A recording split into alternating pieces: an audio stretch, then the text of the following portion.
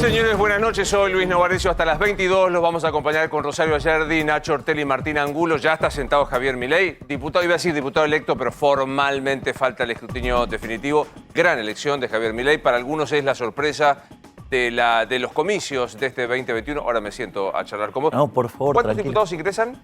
Estarían ingresando 2 y estamos peleando un sexto legislador. ¿Vas a tener bloque libertario con Esper y demás? ¿Lo tienen decidido esto? No, aún no lo hemos hablado. ¿Te gustaría tener un bloque libertario?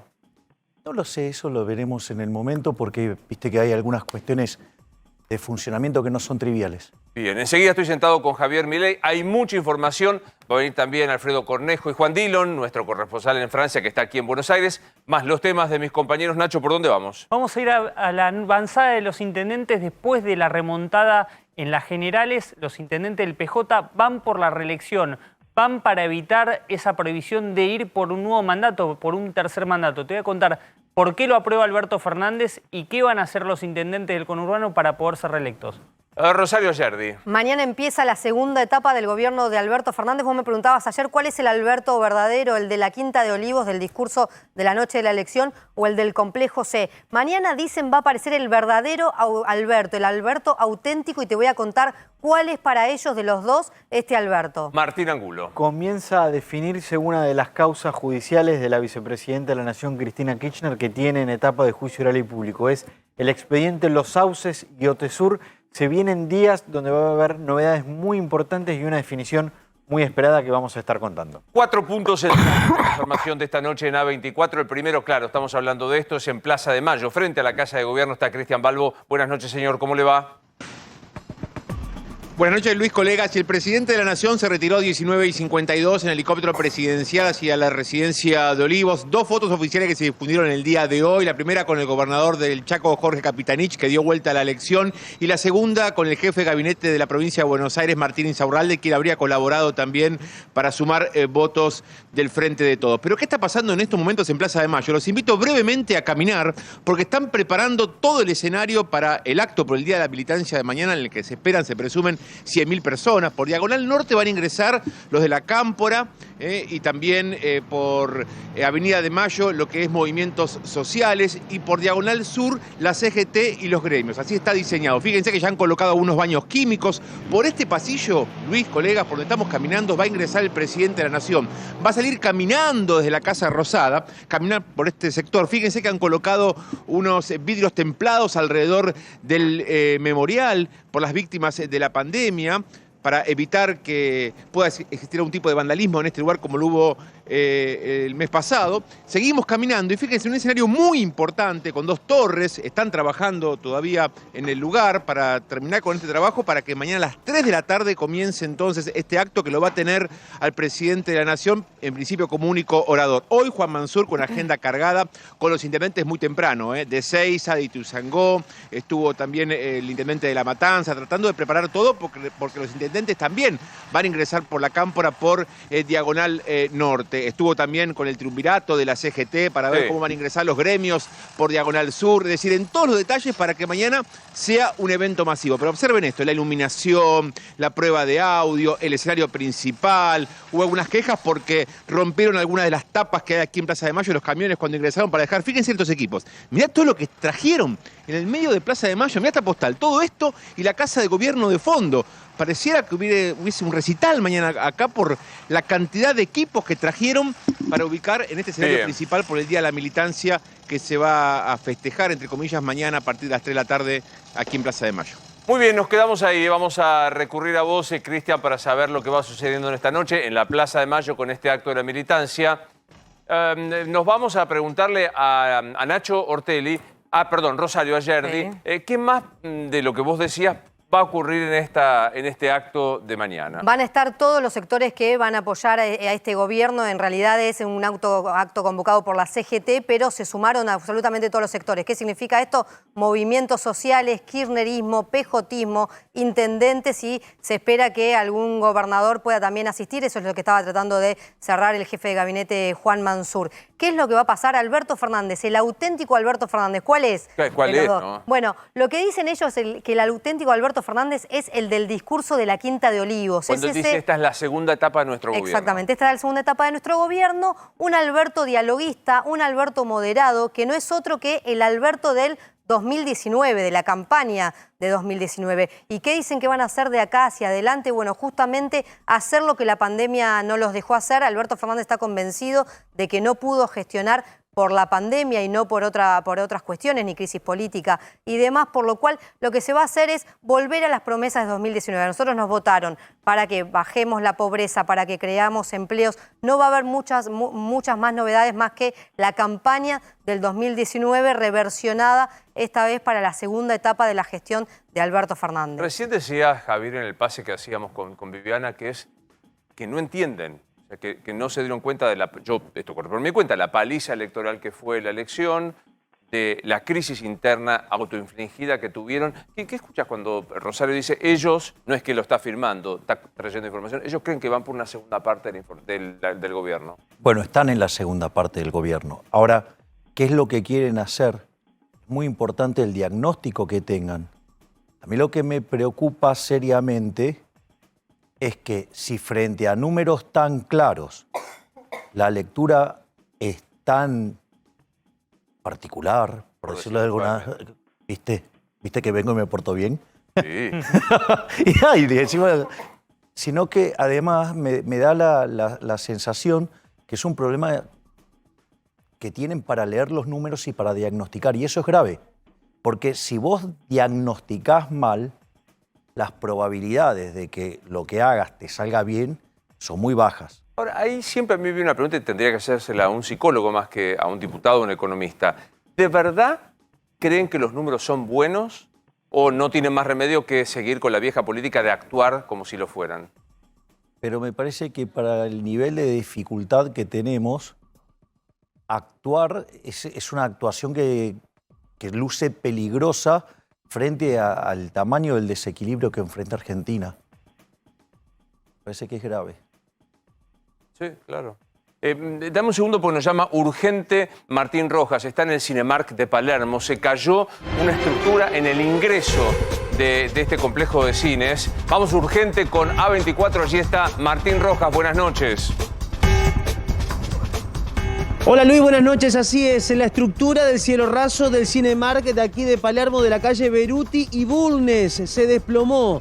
Se precipitó este cielo raso completamente, todo en la planta baja, donde está el hall central del Cinemark de milagro, Luis. Y la verdad que de milagro no resultó herida ninguna persona. Había 150 personas en los pisos superiores porque estaban abiertas las salas, estaban en función algunas películas. De milagro no había nadie en la planta baja cuando se desplomó el cielo raso. Se dio la estructura metálica que contiene el Durlock y se cayó totalmente esto. Hace pocos minutos pudimos hablar con Gabriel Rey León, el subcomisario de bomberos de la policía de la ciudad, y nos daba detalles de lo sucedido, Luis. A ver. Subcomandante del Cuerpo de Bomberos de la Policía de la Ciudad, Gabriel Rey León. Bueno, ¿qué es lo que ha pasado en este lugar? Bueno, el complejo cinematográfico tuvo el colapso, ¿sí?, de su cielo raso de Durlock en todo el sector del hall de ingreso y de boleterías. Gracias a Dios no tenemos que lamentar ningún tipo de víctima ni personas afectadas por el colapso, y el personal de bomberos realizó una inspección minuciosa de todo el lugar, con su personal especializado, como así también con los perros de búsqueda, a fin de descartar, ¿sí?, cualquier tipo de víctima en el lugar, debido a la magnitud y la cantidad de material colapsado, ¿no? ¿Había gente dentro del edificio en el momento del derrumbe? Sí, había gente dentro del edificio, no así en el sector del hall. Sí teníamos público, sí, en una de las salas y personal que trabaja en el complejo cinematográfico, que todos se evacuaron de forma ordenada por el estacionamiento del edificio. ¿Alguna persona resultó herida en el momento? Porque también hay una persona que le habría hecho mal el tema de lo que salió del yeso, digamos. Claro, no tenemos que lamentar heridos. Una persona fue asistida, una señora fue asistida en el lugar porque molestias por el polvo generado por el colapso. Fue asistida por el personal médico del SAME en el lugar, pero no fue necesario su traslado, se retiró normalmente a su domicilio. ¿Que se sabe qué fue lo que ocasionó el derrumbe, el colapso del cielo raso? Eso todavía sí va a ser materia de investigación. El personal especializado del Cuerpo de Bomberos o del Gobierno de la Ciudad de Buenos Aires va a realizar el informe pertinente de qué fue lo que sucedió. A nosotros nos toca únicamente el control de la emergencia. Muchas gracias. No, por nada. Allí veíamos la nota que hacías, Martín, y también Bueno, veíamos la presencia de un perro rescatista de los que buscan si hay algún ser humano atrapado. Afortunadamente no lo hubo, no hubo ninguna persona ni herida ni bajo los escombros, ¿verdad? Exactamente, vos sabés que hasta hace pocos minutos estaba personal de bomberos con ese perro precisamente buscando entre los escombros, entre los hierros retorcidos de la estructura metálica que se dio, y por suerte no encontraron absolutamente a nadie. Ahora hay personal de emergencias de la Ciudad de Buenos Aires y también están los peritos para realizar las pericias correspondientes y saber qué fue lo que sucedió, Luis. De milagro no fue una tragedia esto, porque si uno observa las imágenes de cómo quedó el hall central, el hall de ingreso de este cine, se da cuenta que no sucedió una tragedia y nadie sabe cómo, porque había mucha gente dentro y por suerte estaban todos en los pisos superiores. Bueno, ahí, Martín, veíamos a los bomberos que lo primero que hacen es rescatar o solucionar los problemas, pero son también los que toman las primeras notas para las periciales. ¿Se puede entender qué pasó para que esto se derrumbe de esta manera en un lugar de mucha circulación y en un cine muy conocido? ¿Hay una primera hipótesis de lo que ocurrió? Todavía no, Luis. Vos sabés que hablábamos con alguno de los bomberos y le preguntábamos si puede ser que los hierros se hayan oxidado por el tiempo. Bueno, nos dicen que no, porque es galvanizado la estructura, que no se veían hierros oxidados. Entonces ahora, claro, exactamente, es tremendo ver cómo quedó el lugar. Y ahora lo que resta saber es qué fue lo que pasó, si era más el peso que estaba soportando la estructura de lo que debía soportar, y eso fue lo que terminó cediendo y por eso se dio este desmoronamiento o esta destrucción del cielo raso de aquí de este Cinemark de Palermo, Luis. Estoy pensando en voz alta y quizás no tiene ningún asidero lo que estoy diciendo. Pienso también en el tiempo de cierre de los cines por el tema de la cuarentena, si no faltó allí mantenimiento, si se hicieron las cosas. Pero la verdad que es impactante. Las imágenes que estamos compartiendo que ustedes obtuvieron, Martín, ahí lo estamos viendo otra vez, este es el ingreso. Ubicate, zona de la vuelta del Alto Palermo, estamos por Beruti. Es muy impresionante lo que se ve. Mirá, es la verdad como un peso excesivo que no lo toleró. Las imágenes son tremendas. Puede que haya habido falta de mantenimiento. No sé, estoy especulando, Martín. Y puede ser, Luis, puede ser, porque cuando le preguntábamos a los bomberos precisamente si puede haber ocasionado el derrumbe eso, nos decía que no descartaban nada y que por eso estaban llegando los peritos para realizar todos los análisis de la estructura. Mucha gente que está llegando a esta hora, Luis. Si esto hubiera ocurrido un poco más tarde, porque había gente dentro del edificio, pero en los pisos, en el segundo y en el primer piso, pero si ocurría justo en el momento que estaba ingresando la gente para ingresar a alguna de las salas para ver alguna película, hubiera sido una tragedia. Total. Hace mucho tiempo, el hall central de este edificio, las boleterías ya son electrónicas, hay muy poco personal, muy pocos empleados. Son todas boleterías electrónicas, por lo tanto la gente pasa y sube rápidamente, no queda esperando en el hall. Pero si esto ocurría minutos antes del comienzo de una película, ya estaríamos hablando de otra historia, Luis. Totalmente. Martín, nos quedamos ahí, ya volvemos cuando vos lo digas, ¿eh? ¿Cómo no? Hasta luego. Gracias. Bueno, voy a sentar a charlar con Javier formalmente. ¿Cómo estamos? Un gusto verte, ¿eh? ¿Cómo estás, Luis? Por favor. Un gusto. Empecemos por lo que importa. ¿Qué dijo tu hermana el domingo? Bueno, nos parece que fue un resultado muy importante. Y hay varias dimensiones. Hay una dimensión cuantitativa y hay una dimensión cualitativa. La cuantitativa es, siendo un outsider, alguien que es un contestatario contra el status quo, tiene algunas dificultades para hacer una buena elección.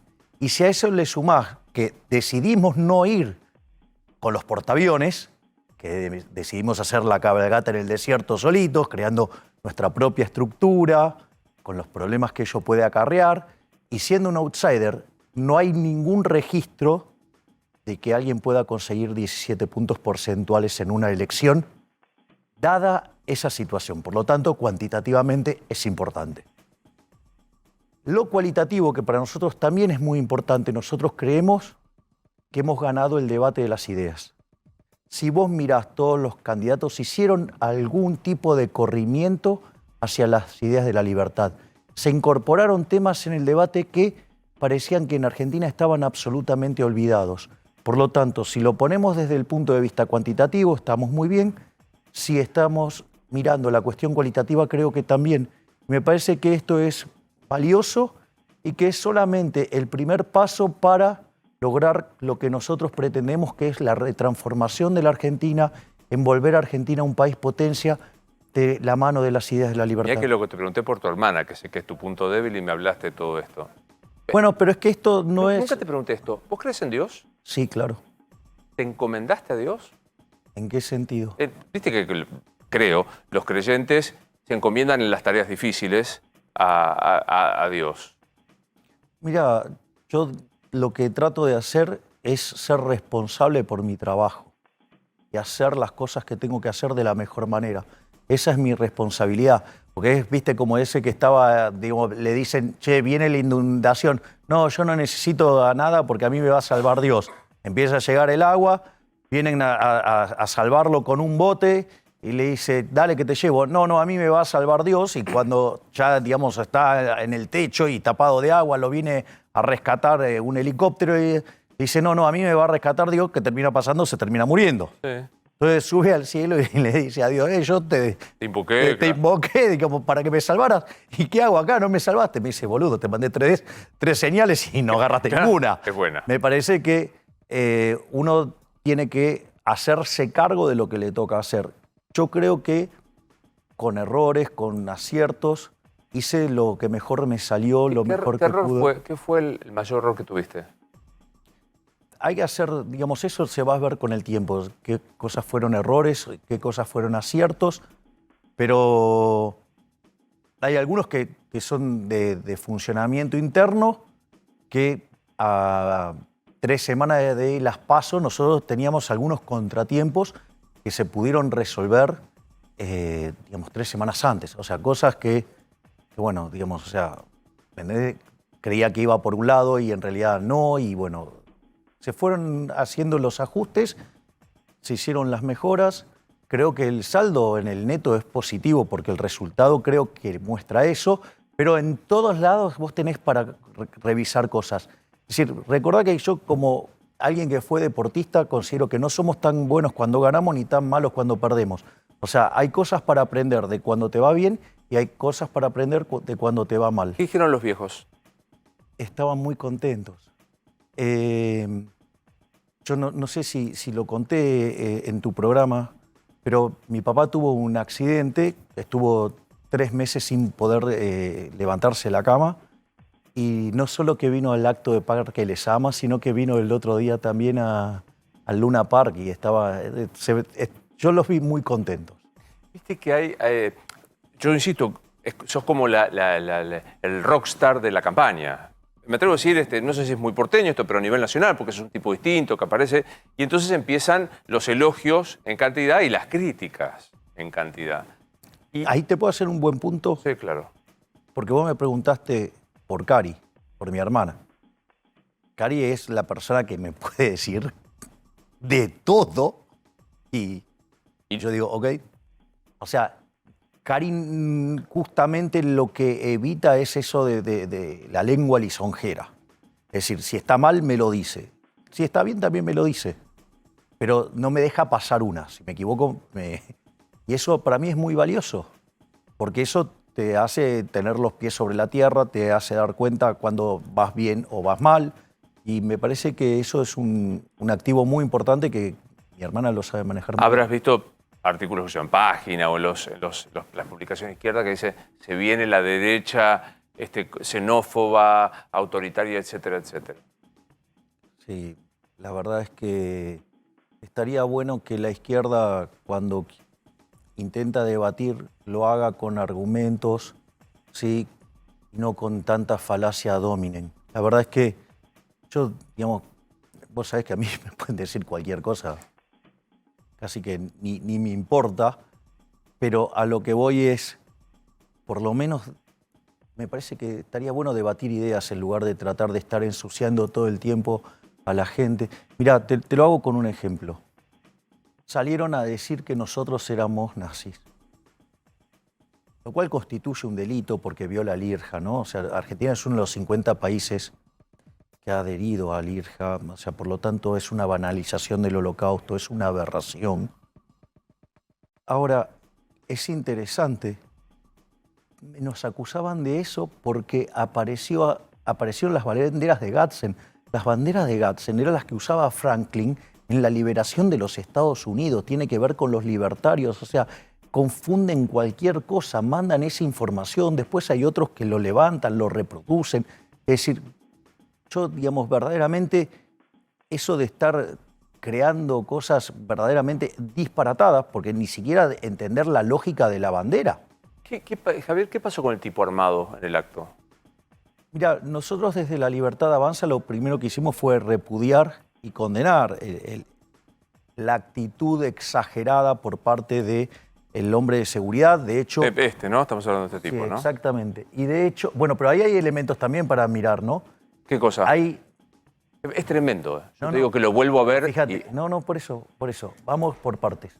Entonces, automáticamente el jefe del operativo lo desplazó, ¿sí? Se lo echó.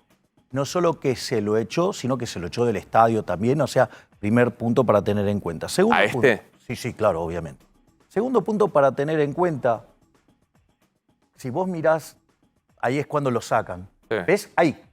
Sí. Ahí tenés a alguien que se está trepando la valla y no sabemos si la iba a atacar a Victoria. Entonces, ¿qué es lo que es criticable de la persona de seguridad? Hay dos errores groseros. La primera es que el ingreso, cómo lo hace, y no tiene necesidad de mostrar el arma frente a una situación, porque además esa situación ya había sido controlada por las personas de seguridad que estaban abajo, y si vos te mirás, después vas a ver que el que le pone el cuerpo también a la situación es Ramiro Marra, que se tira para arreglar la situación. Entonces, esa es la realidad de lo que pasó. Y después lo otro que hay que tener en cuenta que además el arma que portaba esa persona, eso en realidad es un arma de aire comprimido.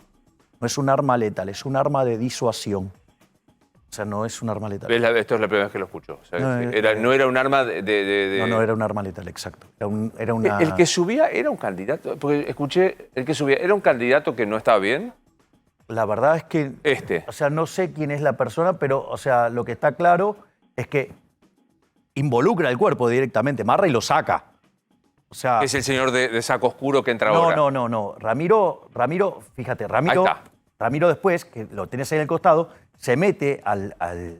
Ahí aparece el tipo con el arma. Claro. Y Ramiro, digamos, ahora vas a ver, se mete directamente él para frenar. Ramiro es el chico de remera. Sí, es el primer legislador. Lo digo para que el que nos esté viendo entienda. No sabía quién era este tipo. Seguridad lo saca. ¿Por qué? Porque aún, digamos, siendo una situación peligrosa, no se tenía que resolver de esa manera. O sea, está más resuelto la tema. Eso no te debería haber pasado nunca. Por eso se lo saca del operativo y se lo echa. Te juro, me dio la impresión de la imagen del Reino. No sé si vos viste la miniserie del Reino. No. Bueno, no importa. Pero formaba parte del cuerpo de seguridad y fue echado. Y vos decís que eso es era un arma de aire comprimido. Sí, es un arma de disuasión, no es un arma... O sea, es no letal.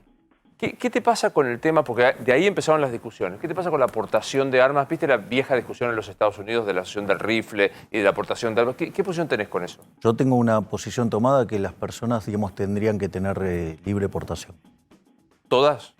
Sí. Porque en realidad, ¿qué es lo que sucede? Cuando vos restringís quién lo puede hacer o no, los honestos no van a violar la regla.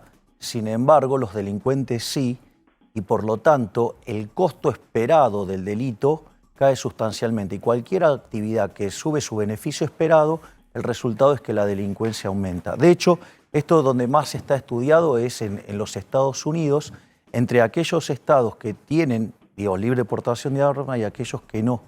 Y claramente en aquellos donde hay libre portación, digamos, justamente la cantidad de delitos totales es menor, ¿sí? La cantidad de muertos es menor. Entonces, Estás al borde de la justicia por mano propia. no estoy diciendo que sea justicia por mano propia, estoy diciendo de legítima defensa. Te digo porque tendría que buscar la estadística de la Corte de la Nación. Si por ahí alguien nos está viendo me ayuda.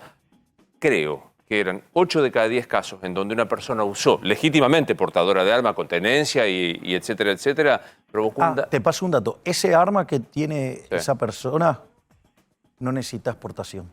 la puedes comprar en una armería. Pero digo, incluso los que usan armas de fuego, yo no me acuerdo la estadística de la Corte con precisión y la voy a buscar, prometo, 8 de cada 10 de los que usan armas provocan un daño en personas inocentes. Yo no tengo ese dato. Yo lo que sí tengo, digamos, son los... Yo, de hecho, hace tiempo, cuando me dedicaba a la academia, yo tengo un artículo sobre temas de inseguridad.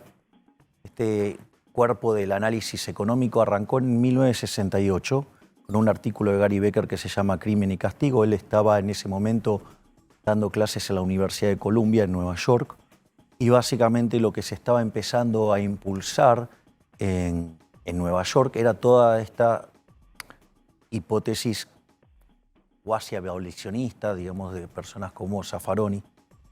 Y en ese contexto, lo que hace Gary Becker es decir, miren, la verdad que este es un problema de costo-beneficio, si ustedes hacen esto, esto va a terminar mal. Y si vos te fijas, a mediados de la década de los 80, antes de la llegada de Giuliani, Nueva York era la ciudad más peligrosa del mundo. Sí. ¿Y qué es lo que hizo Rudolf Giuliani? Fue cambiar esa perspectiva. Digamos, Giuliani lo llamaba el principio de las ventanas rotas, ¿no? Entonces, digamos, si vos, o sea, eras sancionado por romper una ventana, imagínate todo lo que venía después. Bueno, digo, esa era la versión caricaturesca. Pero el desarrollo formal tenía que ver no solo con el planteo de Gary Becker, sino que además con la validación empírica. ¿Entraste a la casta política? ¿O eso formás parte de lo que...? No, yo no soy parte de la casta. Y hoy sos un funcionario. A ver, en principio, ¿cuánto crees que te voy a costar? Lo que diga la ley. No sé cuánto cuesta un diputado. Nada te voy a costar, porque yo, digamos, o sea, voy a renunciar a mi dieta. Si no me lo dejan hacer, ¿sabes lo que voy a hacer? Que es lo más fácil de hacer, voy a hacer que la gente se anota y la voy a sortear mi dieta. ¿Sortear? Sí, y el que la ¿Y quiere... de qué vas a vivir? Yo, digamos, básicamente, digamos, o sea, puedo seguir dando conferencias, eso no tiene ningún tipo de conflicto. Impedimento. O sea, de hecho, hasta yo las charlas que doy son charlas sobre liberalismo, sobre capitalismo. Por lo tanto, digamos, no tiene ningún tipo de conflicto de ninguna índole. Pero no temes que te digan solo puede llegar a la política el que tiene guita. No, porque, de vuelta, si yo no soy, digamos, un tipo acaudalado. De hecho, por mi forma de ser, o sea, que soy tan austero, tampoco soy un tipo codicioso, entonces no es algo que a mí tampoco me mueve mucho la aguja.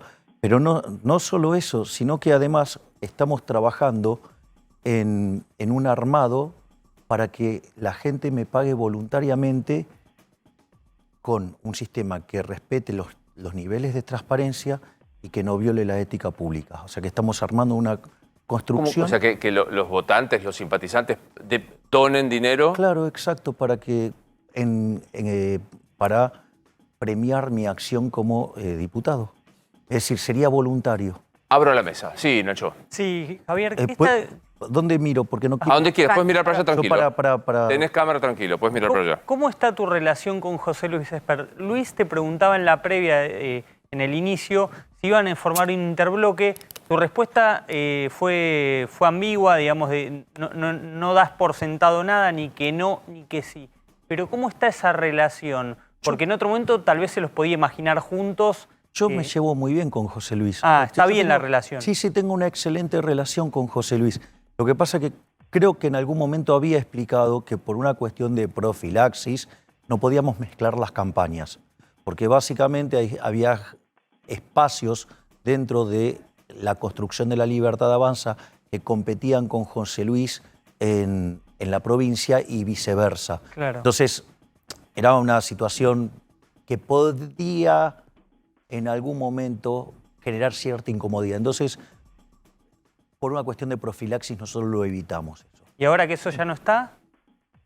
Ahora, la realidad es que la elección fue el domingo. Claro. O sea, sinceramente, todavía no tuve tiempo de pero hablar sí, con José Luis. ¿Sabés por qué te lo consulto? Porque es inevitable, porque comparten mucho electorado que cree que tus ideas son muy parecidas a la de Spert y viceversa. A ver, vamos a ponerlo en estos términos.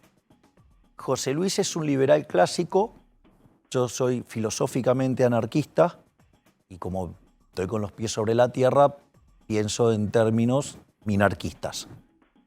Ahora, dado a dónde está el eje del debate en Argentina, pero sabes todo lo que hay para hacer, con lo cual tengo una agenda en común muy grande con José Luis. Así es que en ese sentido, yo te diría que, es más, en las cosas que podés encontrar diferencias, ¿sabes lo que hay que tallar para llegar a discutir esos temas? Claro. Entonces, desde mi punto de vista, me parece que, nada, terminó la elección.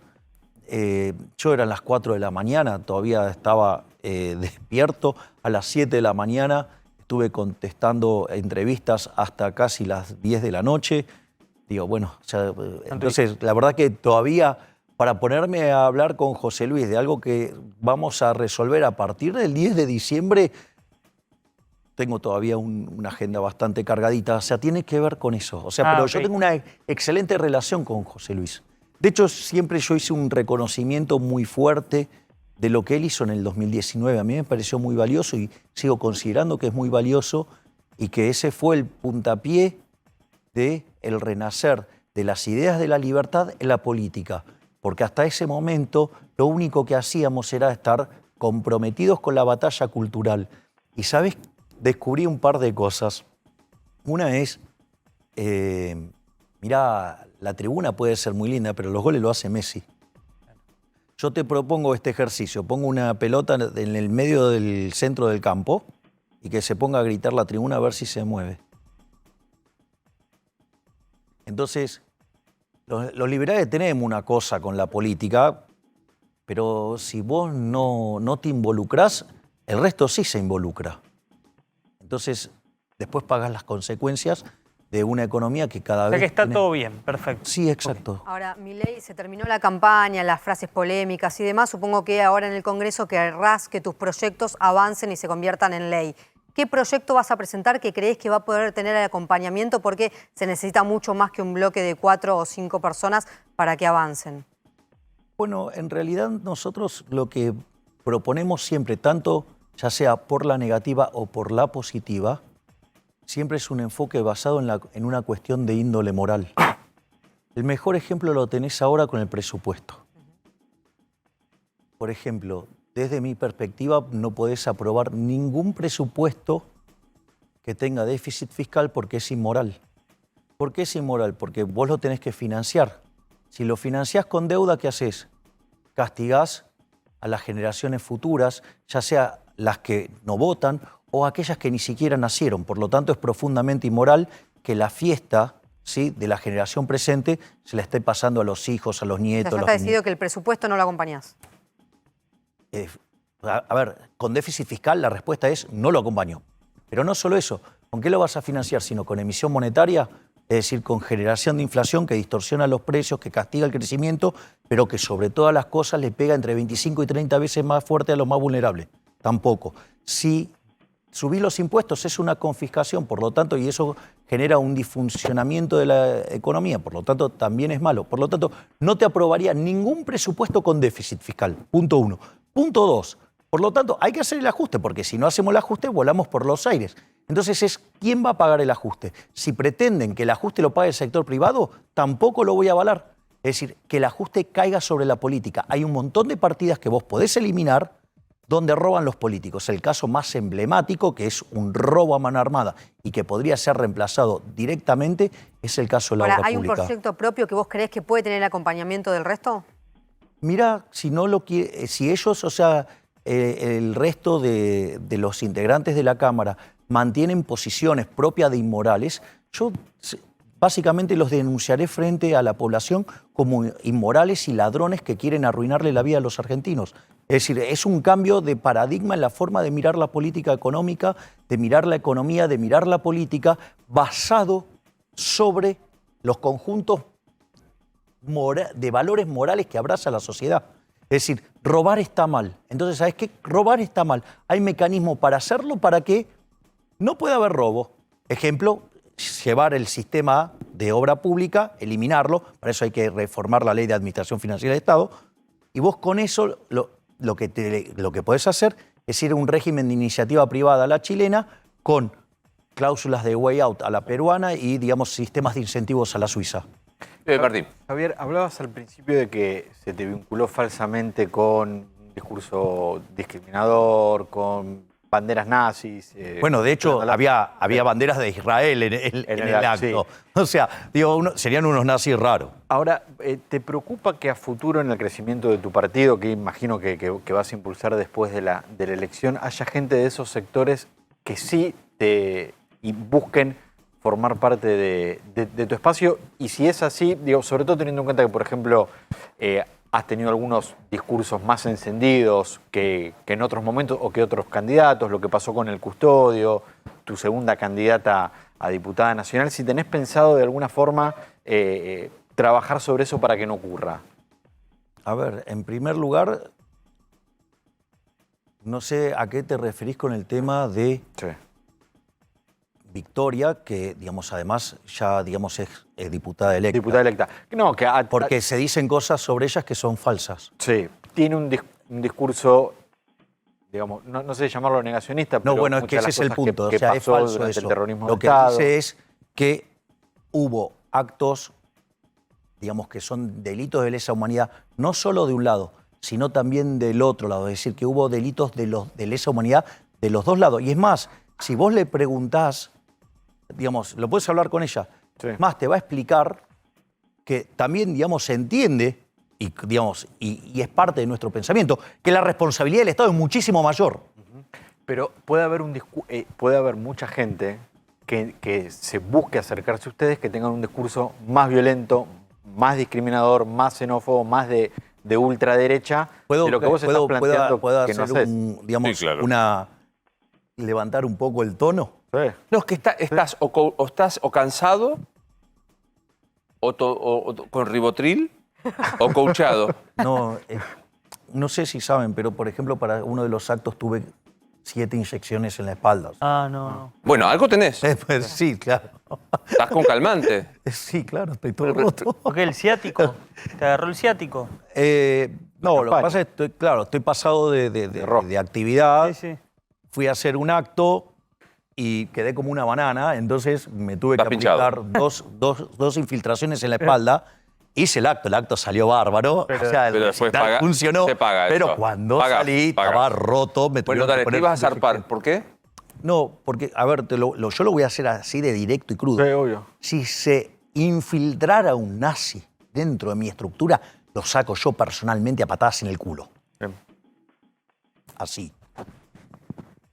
Así. Yo digo, por ejemplo, cuando estuviste en el coso de, ¿cómo se llama? El Congreso de Vox en España, que son chicos complicados. O sea, discuten, por ejemplo, la igualdad de personas con orientación sexual distinta. Bueno, no es mi caso. A ver, lo que pasa es que ahí hay una situación, te diría que tiene otras características. Es decir, en el mundo la izquierda está organizada. Sí. Y si vos no tenés una acción coordinada para evitar eso, a ver, ¿cuál era la intención del Foro de San Pablo? ¿Sabés cuál era el objetivo del Foro de San Pablo? Impulsar la Unión Soviética Latinoamericana. Digo, esos ahora están en el Grupo Puebla. A mí no me parece un tema menor el tema de la libertad. No, Es decir, recordemos que el comunismo, fue una máquina de empobrecer y matar gente. Es decir, el socialismo, fue un fracaso en lo económico, en lo social, en lo cultural, y cuentan en sus filas con 150 millones de seres humanos asesinados. Entonces, no es un chiste.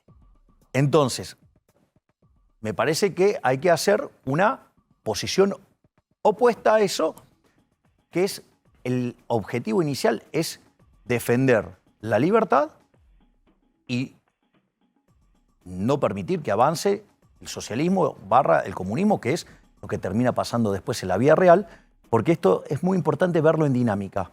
Hay un libro maravilloso de Hayek que se llama Camino de Servidumbre, que demuestra cómo vos, las sucesivas intervenciones del Estado generan nuevos fallos y eso genera más intervención y a la postre, cuando te querés dar cuenta, está jaque mate y eso pasó en el experimento, digamos, a esos que yo quiero echar a patadas en el culo, por ejemplo. Al nazismo. Sí. El nazismo. ¿Sabés qué quiere decir nazi, no? No. Nacionalsocialismo. Sí, claro, pensé que tenía alguna otra acepción semántica.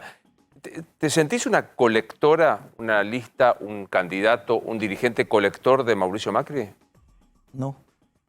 ¿Lo votarías a Macri como candidato a presidente? Bueno, yo lo voté cuando fue en el 2015. ¿Te arrepentiste?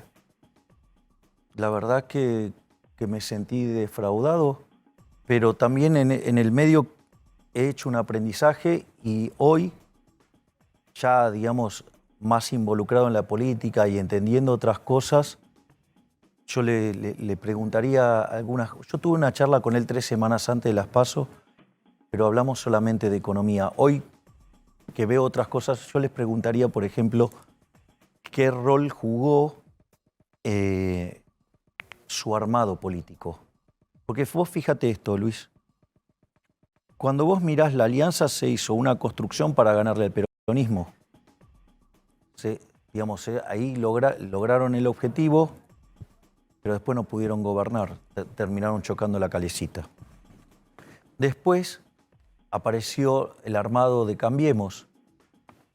Fue una coalición exitosa, llegó al poder, pero terminó chocando. Terminó siendo un gobierno espantoso. De hecho, el discurso que tenía Macri previo a llegar a ser presidente, yo soy mucho más liberal, pero digamos, pero eso es parte, digamos. O sea, acá el liberalómetro sería una cuestión de 25º orden. Entonces, es como que tiene las ideas para ir al lugar correcto y después cuando llegó no lo hizo todo mal. Entonces, ¿cuál fue? La cosa era, bueno, entonces no, digamos, acá solamente puede gobernar el peronismo. Llegó el peronismo, hizo una coalición de cosas heterogéneas, como está espantoso. O sea, entonces ahora no es un problema si son o no son peronistas los que llegan. El problema, me parece, esto es una interpretación mía, yo creo que Macri hoy de vuelta vuelve a hablar de las ideas correctas, pero la sensación que tengo es que con la coalición que tiene no se puede ir a buen puerto. ¿Por qué? Porque los radicales son la Internacional Socialista, porque la coalición la coalición cívica es de izquierda. De hecho, las palomas de Juntos por el Cambio son socialdemócratas que les gusta la intervención y meterse y tocar la economía. Y es más, en ese sentido no son muy distintos de los kirchneristas, salvo los modales. Y también, digamos, entonces, en ese arco colectivista estarían todos ellos. Y del otro lado, ¿quiénes estaríamos? Los liberales clásicos, los minarquistas, los libertarios, los palios libertarios, llamados también conservadores, sí, el peronismo federal, el peronismo republicano, los menemistas y obviamente los halcones, que serían aquellos que defienden sobre todas las cosas la idea de la libertad como eje ordenador. Ahora, esa es mi visión de las cosas y cómo creo que yo debería ordenarse la política para que cuando vos llegues, el mandato es claro. O sea, si yo llegara a una posición ejecutiva, entre subir los impuestos y cortarme una parte del cuerpo, ¿qué preferís que voy a hacer? Prefiero, digamos, cortarme una parte del cuerpo antes de subirte los impuestos. Claro. Perdón, última técnica y específica. El dólar a 200 mangos es... El dólar en realidad no tiene techo porque el peso no tiene piso.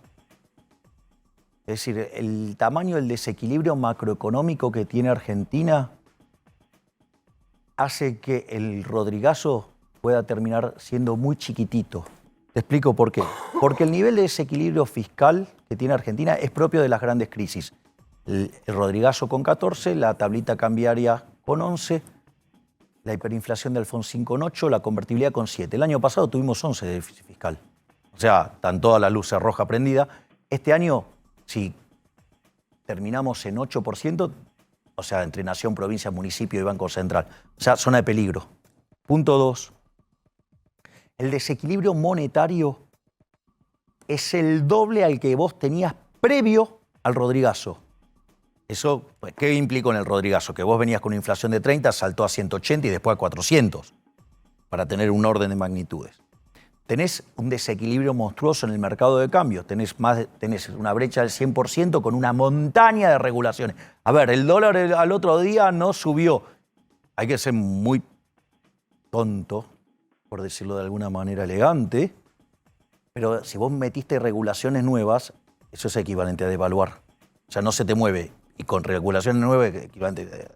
Pero ¿sabés qué es lo más delicado de todo esto? Que cuando vos tuviste el Rodrigazo, la pobreza estaba en torno al 4 o 5% y saltó a 25%.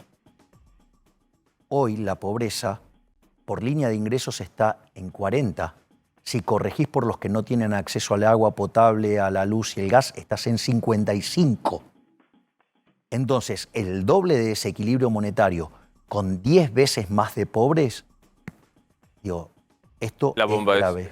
Gracias por venir. Nos estaremos viendo ya como diputado. Muchísimas gracias, Un placer, Luis. Es un usted. placer y gracias a todo el panel. Y saludos a Juan Dillon, un amigo. Digo, Juan Dillon, se nuestro vino. compañero que trabaja en París, que Sí, hacía sí. economía y demás. Y viste que está como que lo sedaron. Tranquilo. Sí, ¿no? sí, ¿Qué haces, sí. Juan? ¿Cómo estás? ¿Qué tal? ¿Cómo le va? ¿Este es el Sí, a Milei todo el que vos equipo. conocías? No, el que miraba por televisión, por lo menos de París, era otro, pero yo pensé que era un problema de señal, quizás. Claro. ¿no? No, bueno, está bien, pero... Vos sabés que hay un fenómeno, perdóname, en Francia, por ahí lo conocés, se llama Éric Zemmour, que es un panelista de televisión, una persona de televisión que hoy le está compitiendo a Marine Le Pen. Prácticamente está, digamos, arrasándole los votos a la ultraderecha y podría decirse que es un personaje Milei. parecido, sí, a mi amigo. Pero yo soy liberal libertario. Es distinto. Es otra cosa. Gracias por venir. Gracias. Bueno, una de las cosas que se habían conseguido en la gestión anterior era evitar las reelecciones indefinidas de los intendentes y esto se aprobó por ley. Está en duda esto, Nacho, ¿no? Sí, está en duda. Obviamente tiene que ver con la muy buena elección que hicieron algunos intendentes del peronismo bonaerense, el PJ bonaerense, y también de Juntos por el Cambio, porque hay de los dos lados, Luis. Hay intendentes de Juntos por el Cambio e intendentes del Frente de Todos que no pueden renovar el mandato y que están interesados en encontrar la herramienta para poder sortear esa ley que se había aprobado, como vos bien dijiste, bajo la gestión de María Eugenia Vidal, pero con apoyo de Sergio Massa, el titular de la Cámara de Diputados, hoy parte fundamental del Frente de Todos. Ya se lo plantearon a Alberto Fernández del año pasado, lo vienen hablando. De hecho, Alberto Fernández les había manifestado un apoyo muy fuerte el año pasado durante un almuerzo en Avellaneda. Antes de la elección lo habían vuelto a hablar, le venían pidiendo a Alberto Fernández alguna definición. Él decía, bueno, seguramente le voy a hacer un apoyo público, pero esperemos que pase la elección. Y ahora se retoma, obviamente, las charlas internas, hubo diálogos cruzados. Me parece que los intendentes están buscando una presentación ante la justicia. No va a haber una reforma de la ley, Luis, no se va a cambiar la ley. ¿Qué quieren hacer? Bueno, quieren cambiar el artículo 7 de la ley.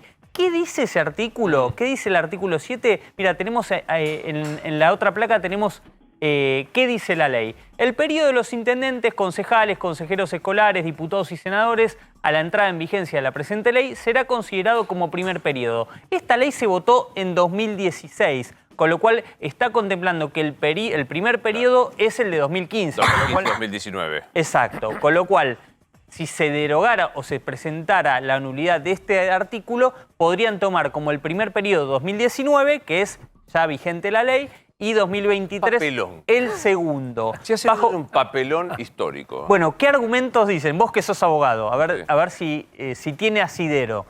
Dicen, la ley no puede ser retroactiva. Obvio. Se hizo, pero mirá, me acuerdo de la Universidad de Rosario, me acuerdo de tantísimos lugares Claro. que invocaron y lo ganaron. Y lo El caso ganaron, es que lo o sea que ganaron. tienen chances. Sí, claro que tienen chance. Aparte, no es que yo vaya a creer que los jueces van a estar apretados o convencidos por el color político del momento. Claro, no, porque incluso, y esto es interesante, Son todos. Hubo diálogos entre los intendentes de Juntos por el Cambio y del Frente de Todos. Che, yo necesito la reelección y el otro, yo también. Bueno, vos hablá con Macri, hablá con Larreta. Bueno, yo me encargo de hablar con Alberto y de convencer a Un los dirigentes de papelón. la Cámpora. Porque hay que acordarse que esta es una ley que Lo salió votó, con lo María votó, Eugenia claro. Massa, con Claro. acuerdo de los dos partidos. Sí, perdón, Rosario. No, que lo votó Claro. justamente el Juntos por el Cambio y el Frente Renovador en Claro. aquel momento. No lo votó en la legislatura. Cámpora. No La lo votó Cámpora se negó a Otavis votarlo. estaba, ¿te acordás de Otavis, José Otavis? Sí, cómo En ese olvidarlo. momento, claro, estaba en la Cámara en el Senado bonaerense, en la Cámara de Y no la Diputados. votó. Y no la votó. Claro, Yo lo que, digo- lo que dice la Cámpora es nosotros no la votamos, no nos metan en el problema nosotros, no es un tema nuestro. Claro. Se muestran por ahora presidente. Hay que ver, obviamente, no tiene el número para pasar una nueva ley. De hecho, quienes impulsaron esta ley decían, miren que no pueden cambiar la ley, porque había un rumor, bueno, no descartemos que se cambie la ley. No van a poder cambiar la ley, pero, Pero sí van a al ir por menos la vía pueden judicial. impugnarlo. exactamente. Totalmente. Ya está sentado Alfredo Cornejo, el diputado radical y responsable del radicalismo. ¿Cómo andás? ¿Qué dice? Bien, bien, muy bien. ¿Cómo ¿Qué estás? le parece esto divertido que los intendentes sigan? ¿Ishi cuánto hace que está? ¿20? No, Ishi Claro. alternó, porque un mandato se fue. Claro. Un mandato. Pero digo, Sí, ¿cuántos sí. intendentes? Pero ¿Qué le parece descalzo, de las reelecciones eternas Descalzo e no- indefinidas?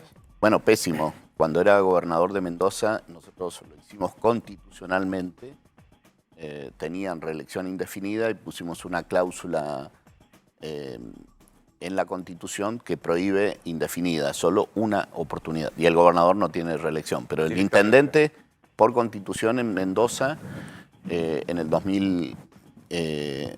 2018 quedó prohibida la reelección indefinida. Bueno, ahora me voy a sentar a charlar con Cornejo porque mañana será el acto del Día del Militante, lo que pasó. ¿Qué dice Dillon? ¿Cómo está? Bien, muy contento de estar con usted. Total. Bueno, Sí, Juan, usted no en Varese, nuestra no le voy a decir pantalla. otro apellido como una Por noche, favor. una madrugada que Sí, ahí me defenestró, me sacó acordamos, nos lo acordamos. No, fue no tremendo. importa. Pero digo, Juan, vos lo ves en la pantalla, es nuestro compañero que trabaja en París. Viste que las preguntas siempre hacen, ¿cómo se ve la Argentina cuando llegás? ¿Cuánto hace que te fuiste?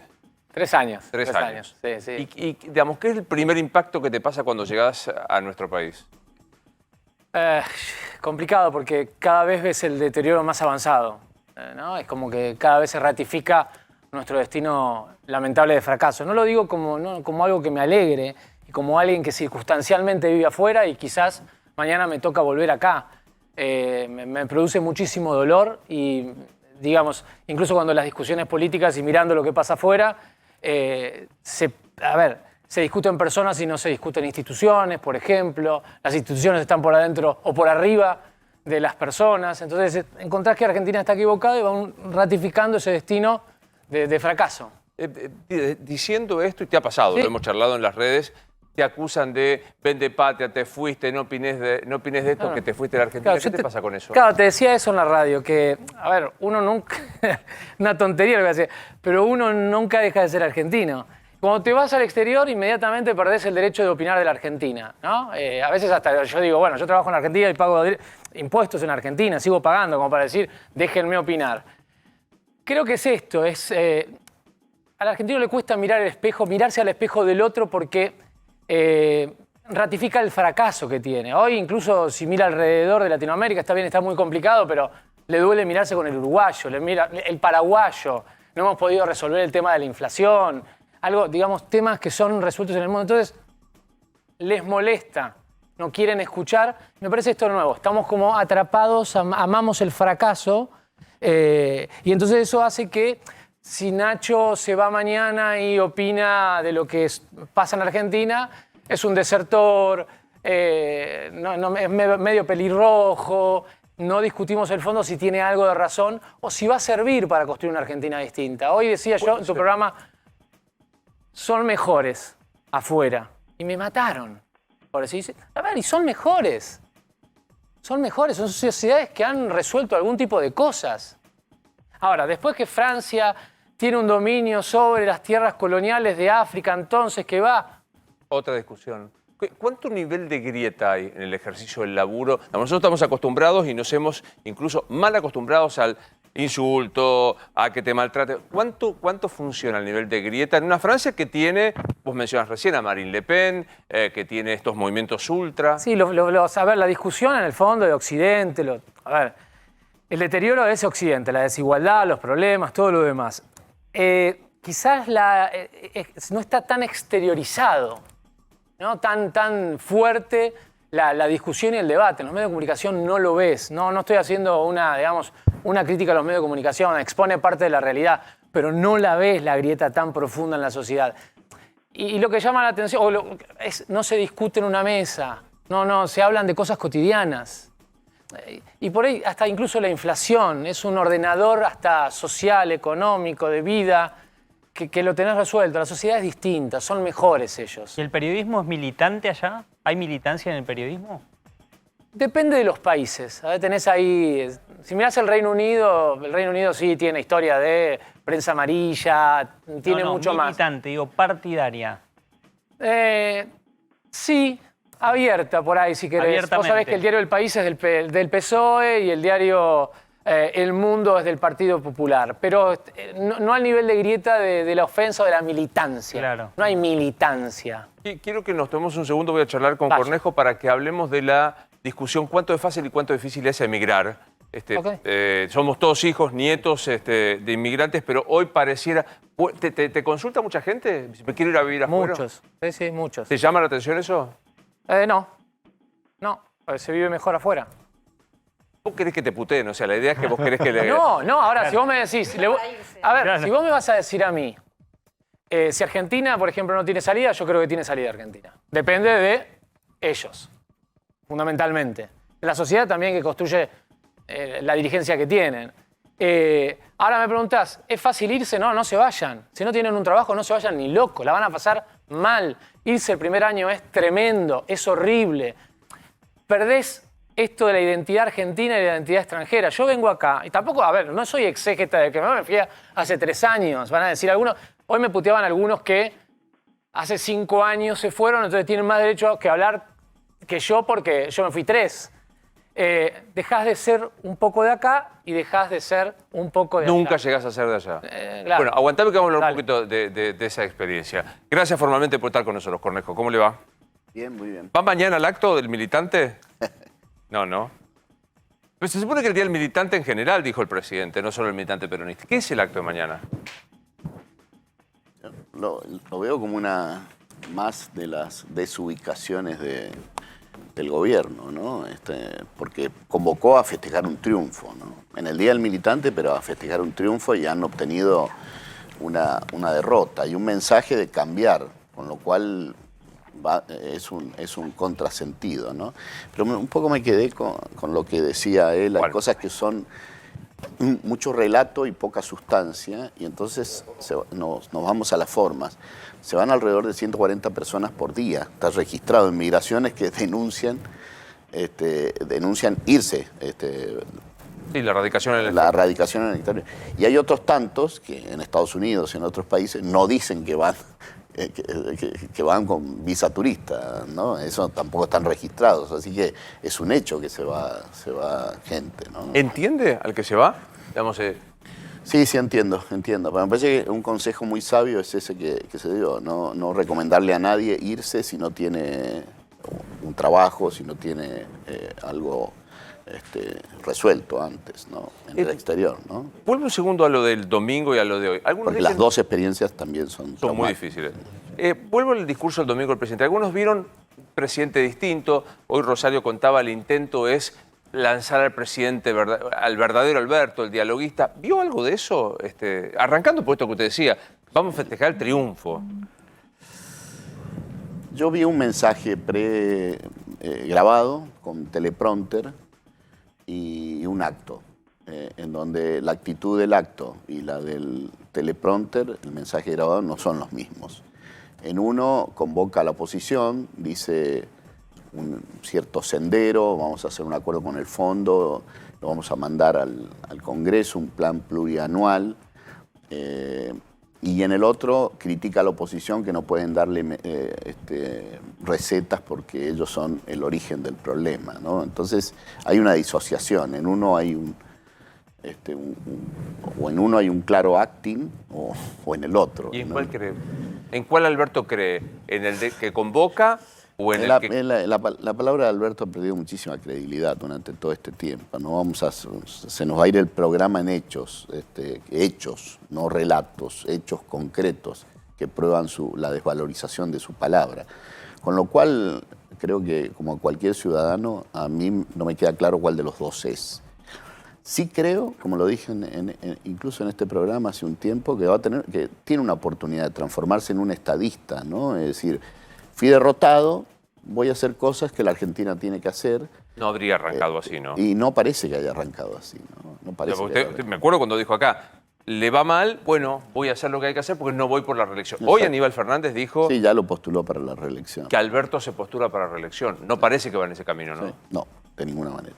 También hablamos la última vez que vinimos, que vino, sobre el tema de la inflación. La gran preocupación suya de lo que se venía. ¿Nota algún atisbo de algún cambio de esto?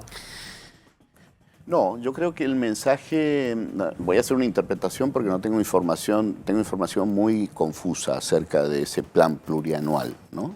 Muy confusa. Creo que ha habido un primer mensaje para que los mercados tuvieran tranquilidad. Vamos a acordar con el fondo. Cristina lo apoya. Ese es el primer mensaje. Tratando de generar tranquilidad. Ahora, la sustancia detrás, lo de fondo, en qué consiste ese acuerdo, me parece que o no lo tienen, o lo tienen y no se lo han contado a Cristina en detalle, ¿no? Entonces ahí me parece que hay un gap que debemos ver que hay detrás, ¿no? Voy a abrir la mesa para que participen. Tenemos un problema con el micrófono. Que pasen, no pasen, no hay ningún problema. Así lo podemos corregir. Pasan las mejores familias. Dijo Cristina y se le rompió el micrófono. Pensé que hay como una... Sí, claro, fue exactamente el momento que se metió el ruido y ahí lo estamos cambiando. Antes que me olvide, ¿a qué hora es mañana el acto? ¿A qué hora está convocado el acto? A las 3. ¿Perdón? A las 3 de la tarde. A las 3 de la tarde. Digo, porque va a estar cortado todo el centro. Hay que Claro. tener en cuenta que va a estar bien cortado. Ten en cuenta la hora Alberto, ¿no? Hay que ver si Claro, se... 3 de la tarde. Y capaz que... Claro. Quería que participaran mis compañeros allí. Entonces yo le decía, hoy el radicalismo, dice Jorge Asís, está enviagrado. Aquí sentado Facundo Manes dijo, nosotros vamos por la conducción de Cambiemos. ¿A usted le gustaría interpretar este movimiento de conducir administrativa y políticamente Cambiemos? Sí, creo que efectivamente hay una revitalización del radicalismo, pero creo que el árbol no debe tapar el bosque, ¿no? Es decir, la unidad de Juntos por el Cambio debe ser prioridad. Fue prioridad y por eso obtuvimos un éxito ayer y debe ser prioridad con vistas al 2023. El radicalismo tiene que ganarse su lugar al interior de Juntos por el Cambio, como se lo ha ganado en esta elección del 12 de septiembre y posterior el 14 de noviembre, pero no hay que perder de vista que la Argentina está en problemas y que las formaciones políticas, nuestra coalición, debe cumplir un papel de tratar de, en estos 2 años, de forzar a que el gobierno cambie el rumbo. Y ese es su papel, si no... Total. Sí, Nacho. Sí, Alfredo, en el diario La Nación hoy se publicó una nota que daba cuenta de la tensión que hubo en el búnker ayer de Juntos por el Cambio, sobre todo con el tema de la organización, y lo sumo a esto que usted dice respecto a la prioridad que es la unidad de Juntos por el Cambio.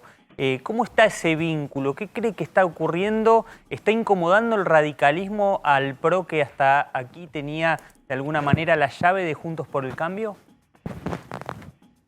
Hay una nueva realidad objetiva, ¿no? Muy objetiva, que hay un equilibrio de fuerza, que estamos funcionando como una coalición de oposición, una coalición.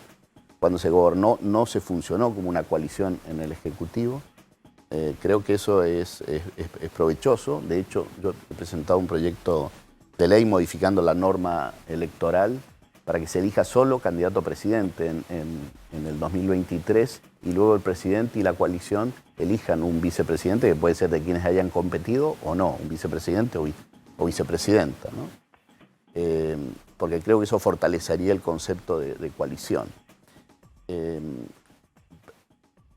Creo que hay un esfuerzo enorme en la unidad de tolerarse esas... Sí. Pero pareciera que el esfuerzo lo hacen más ustedes que los socios del PRO con los gestos. Es probable que sí, es probable que sí. En el búnker hubo un error, que es festejar el triunfo de Cava cuando era un triunfo nacional, y creo que somos una fuerza nacional. Y ahí sí hubo un error. Me parece que podíamos haber transmitido, la primera impresión es la del triunfo nacional, ¿no? De una fuerza nacional, que triunfó. Y los números estaban paralelamente. Cava y La Nación estuvieron casi juntos, ¿no? Sí, Va a ingresar a un Senado en donde el kirchnerismo no va a tener quórum, el Frente de Todos. De todos modos, tiene 4 o 5 legisladores a los que va a poder ir a golpearles la puerta para conseguir proyectos. ¿Se imagina el diálogo con Cristina Kirchner o no van a ir a buscar ahí la negociación? Yo creo que nosotros tenemos que estar predispuestos al diálogo, no solo con Cristina, sino con cualquiera. Es de sana democracia. Ahora, ha sido difícil dialogar con Cristina, ¿no? Es decir, de hecho, Cristina prácticamente no tiene interlocución con los actuales senadores, ¿no? De la oposición. No tiene interlocución, no dialoga con ellos, no tiene... Y la verdad que la historia de Cristina es la del no diálogo. Yo no lo he visto en toda la historia de... ¿Pero ahora cree que puede llegar a cambiar por no tener quórum? Espero, pero también depende del presidente, ¿no? Este diseño constitucional es hiperpresidencialista y la actitud de Alberto es muy importante, es muy importante. No radica solo en el Senado, por más que tu pregunta, entiendo, y no quiero evadirla, está afincada en el Senado, está fijada ahí en el Senado. Si Alberto hace un giro, porque son cosas que se mezclan. Por ejemplo, el procurador. O sea, el procurador lo envió a Alberto Fernández, pero no lo frenó Cristina y no lo sostuvo el kirchnerismo. Alfredo dijo hace un ratito que en Juntos por el Cambio están haciendo un esfuerzo para tolerarse. ¿Qué es lo que no se toleran de un sector con otro? Y si esto pone en riesgo la unidad de acá al 2023. Yo creo que no. Hay dos puntos que creo que son imprescindibles que aclaremos. La primera es que hay un affecto societatis muy superior al del 2015. Hay ya una experiencia de gobierno, hay experiencia de gobiernos provinciales en provincias importantes que hemos administrado. Hay un conocimiento mayor de los personajes, de los hombres y mujeres que estamos en la coalición de distintos partidos. Es más, en algunos temas yo lo percibo en las cámaras incluso, que hay más coincidencias entre algunos radicales y algunos pro, y algunos pro y otros radicales, que partidariamente creo que eso se va afirmando. Sí creo que las identidades partidarias en una coalición, más es un partido tradicional como el radicalismo, y un partido que ha sido muy exitoso en Cava, como el PRO, tironean un poco y hay que tolerarse en esas diferencias. Pero, y la segunda cosa, creo que no hay incentivo para hay incentivo para la unidad y no incentivos para la desunión. Y me parece que eso ha quedado bastante de manifiesto el 12 de septiembre, particularmente después del 12 de septiembre, donde se compitió al interior de la coalición en 17 de las 24 provincias, ¿no? Y prácticamente en muy pocas, en la mayoría se hizo una elección similar o mejor de la del 12 de septiembre, y en muy pocas se perdieron algunos votos, muy poco.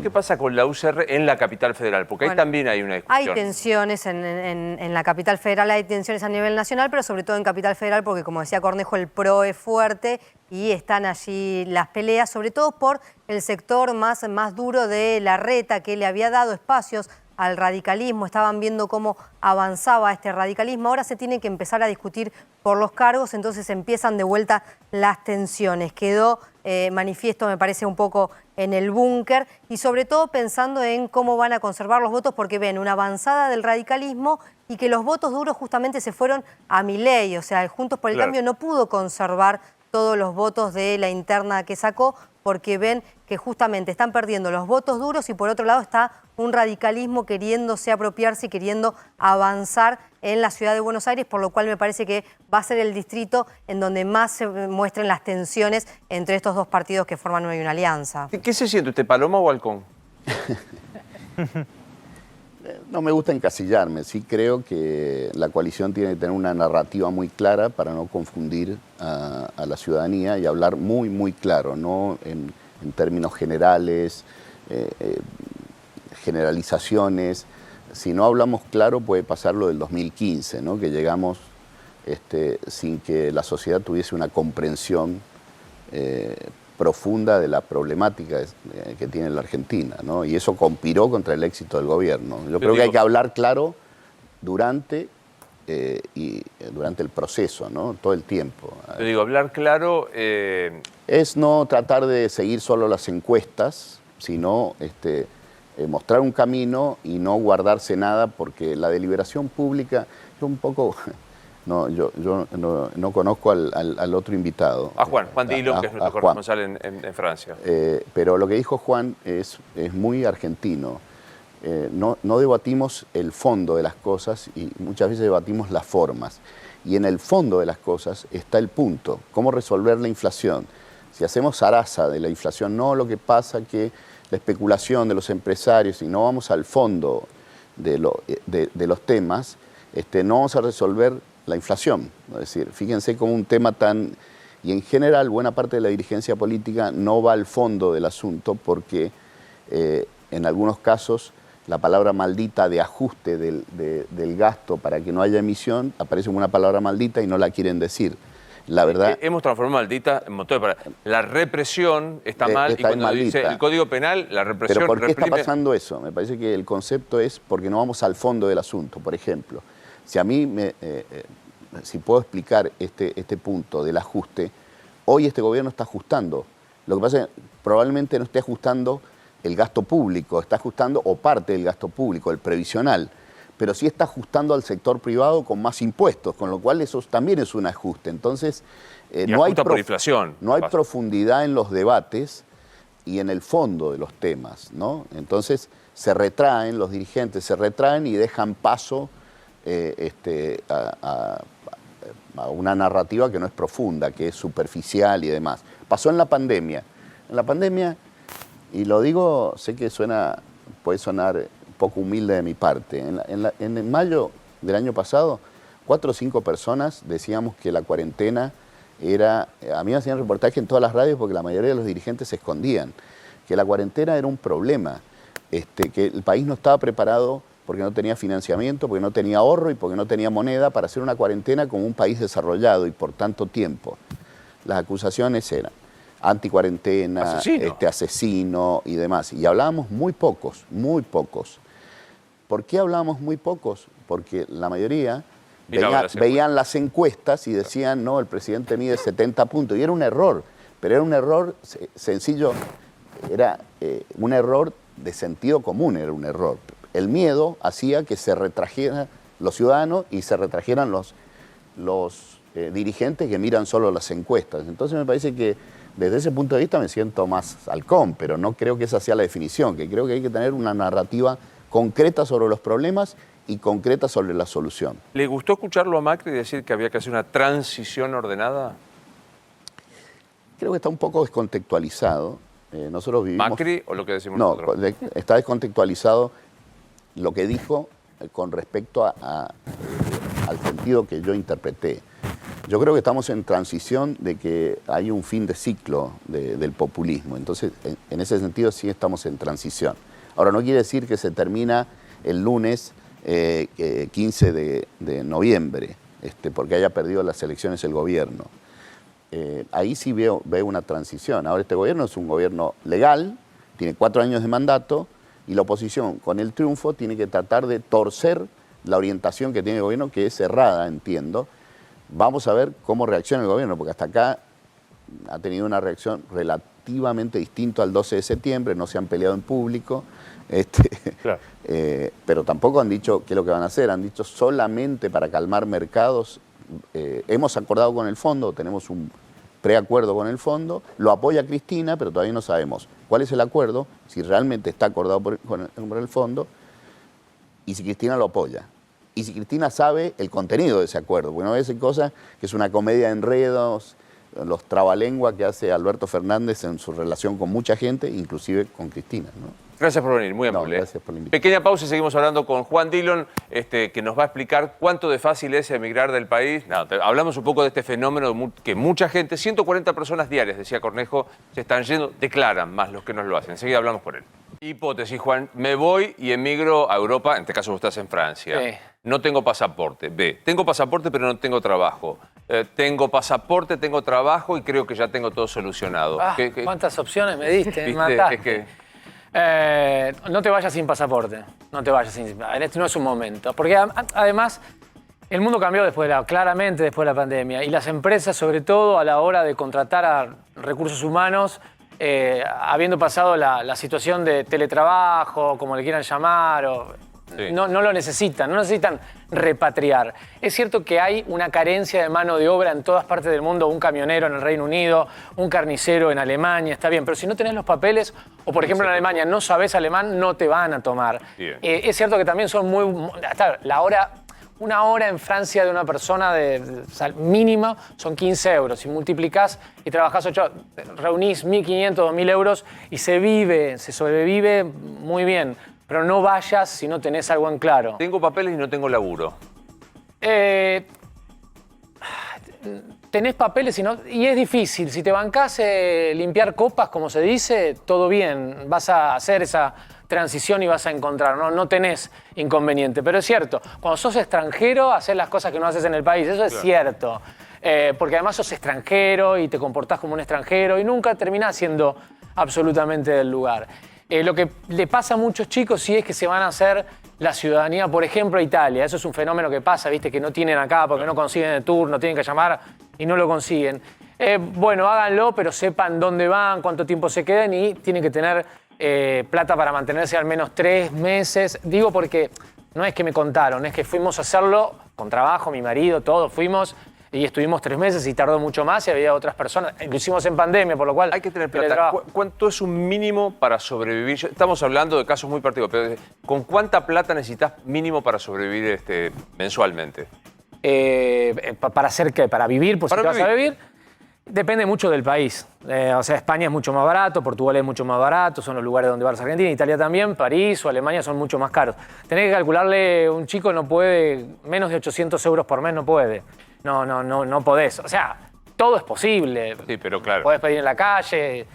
Si querés, lo hacés. ¿No? La historia de los que se fueron y emigraron, seguramente los que tienen éxito, tienen que ver con historias de que empezaron de la nada. Total. Pero no lo podría recomendar yo que vayan y nada, y vuelvan. ¿El argentino, Juan, a la hora de buscar trabajo en Europa, tiene alguna consideración especial por la forma de ser, el profesionalismo, la capacidad de trabajo? ¿Hay alguna mirada sobre eso o no necesariamente?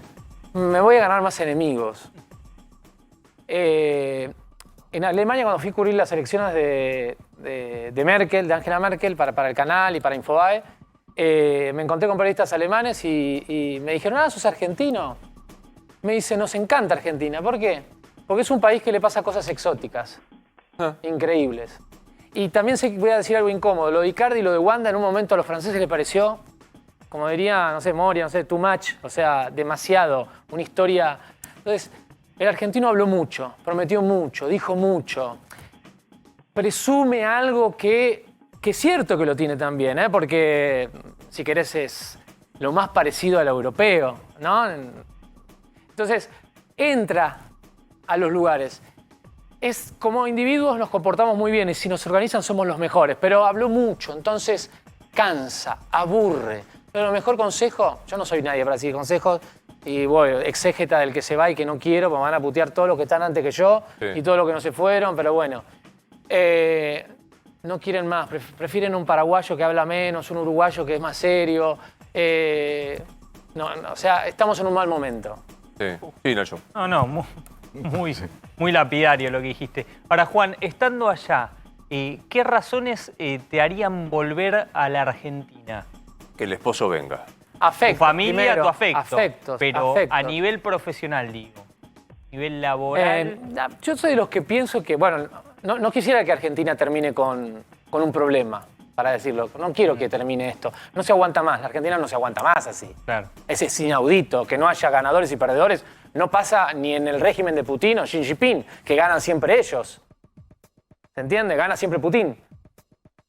No hay otro que se atreva a decir que no ganó o que perdió lo que ganan ellos y no dejan que otro diga otra cosa. Esto no se aguanta más, no se aguanta más. No sé qué están pensando, sinceramente. Ahora, también así como digo esto, creo que es un país que arregla 3 o 4 cosas. El FMI hoy es la oportunidad de que se junten. Yo no sé si lo decía hoy con el señor Laje o con Novarecio, pero el Fondo Monetario Internacional, 40.000 millones de dólares, cuando a Estados Unidos, nosotros ya no es Latinoamérica el patio trasero de Estados Unidos. Porque a Estados Unidos ya no le importa, porque tiene problemas adentro, en el patio interno. Entonces, si va Guzmán con Feletti, vamos a organizar, o Fernanda Vallejo, si quieren elegir a alguien mucho más radicalizada, mi amigo Carlos Melconian y Hernán Lacunza, se juntan los halcones, ¿no? Como dice un amigo mío, porque si van las palomas, le detonan los halcones el acuerdo. Sí. Va, se junta Cristina con... Y van y cierran el acuerdo en 10 minutos. ¿Me aguantás que hacemos una última pausa? Porque así terminamos de hablar de esto. Y quiero hablar un poco del COVID, de cómo se vive hoy día. Lo que dicen es una tercera... ¿Me están puteando cuarta. mucho? No. ¿Eh? ¿Me están puteando mucho? No. No, sí. Diga lo que digas, te van a putear. ¿Es que hay un rebrote del COVID en Europa y en Francia en particular? Sí, hay un rebrote. Diferente, distinto.